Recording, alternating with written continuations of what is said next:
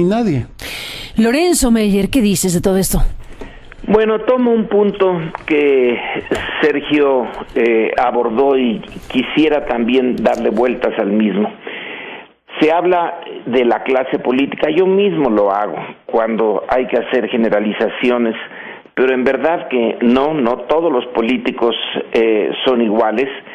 Sería injusto y hasta inútil ponerlos a todos en el mismo lugar, como también hablar de la sociedad mexicana o de los mexicanos. Bueno, somos muy distintos y reaccionamos de maneras a veces totalmente opuestas como sociedad.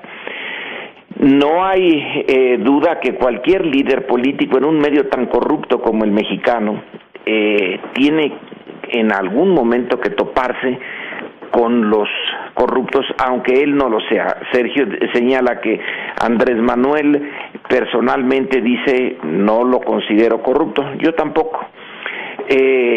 Pero la política mexicana no está hecha por ángeles, está hecha por esa mezcla tan desafortunada en donde abunda la corrupción y son pocos los que se salvan de ella. Vivir en la política es, en el caso mexicano y bueno, en muchos otros, pero aquí en el nuestro, que es el que nos ocupa, es estar viviendo todos los días en contacto con la corrupción. Es como la profesión de oncólogo.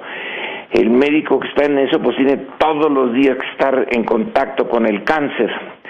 El hecho de que Andrés Manuel tenga en fin, fotografías o que se le ponga junto a políticos corruptos, el Reforma dice que se le informó de la corrupción del alcalde de Iguala. En primer lugar, a quien debieron de haberle informado de esa corrupción, pues es a las autoridades. Andrés Manuel no era autoridad, no es autoridad en ese sentido, es líder político. Y el Reforma dice que el adversario de el entonces aspirante al municipio le entregó un documento, no que se lo haya dicho. Ahora, Carmen, en estas giras las entregas de documentos son literalmente de cientos, acumulados son de miles. Es posible que el documento lo haya leído, al menos que llegó a sus manos. Debió de haber hecho una declaración pública entonces diciendo yo no quiero tener nada que ver con este alcalde. Ya lo dijo en el meeting, que él ni siquiera lo conoció, pero en fin, el punto es que el medio de los políticos, desde luego el del PRI, y el PAN lo confirmó absolutamente en los 12 años que estuvo en el poder, es un medio de enorme corrupción. El PRD también. Está todo el ambiente de la política mexicana, en buena parte se explica lo que está pasando hoy por ese solo hecho de la corrupción extendida, generalizada. Ese es el enorme problema de la política mexicana, que viene desde el momento en que se consolida un sistema de partido único y de una presidencia que es la única que les puede pedir cuentas a los miles, a los cientos de miles de políticos que todo el tiempo están en efervescencia en México. Lleva esto, digamos, ¿cuándo se consolida ese régimen? En los 1920s, pues lleva ya casi un siglo. Es el problema medular. Yo no sé cómo le vamos a hacer para superarlo.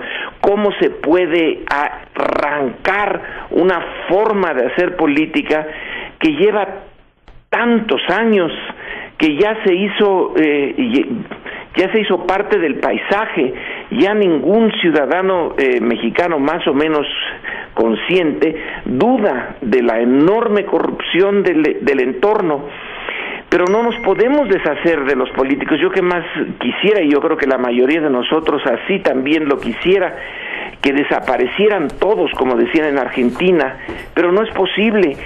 Tenemos al final de cuentas que aceptar que vamos a seguir viviendo con ellos, que lo más que podemos hacer es limitarlos en ese instinto depredador y buscar a los que tengan mayores posibilidades o muestren ser más proclives a la decencia y a la honestidad, pero sabiendo que el conjunto por ahora es una utopía pensar en una política mexicana sin corrupción. Lo que pasa es que llegó al extremo, se desbordó de tal manera que ya es disfuncional para todos.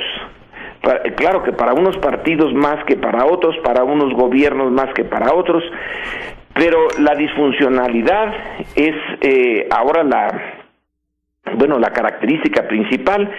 Esa disfuncionalidad también se puede traducir en ingobernabilidad, en estado inútil, en estado ineficaz y en un descontento que va creciendo. Eso es lo que, en eso no nos debe de quedar duda, de que el descontento va en aumento.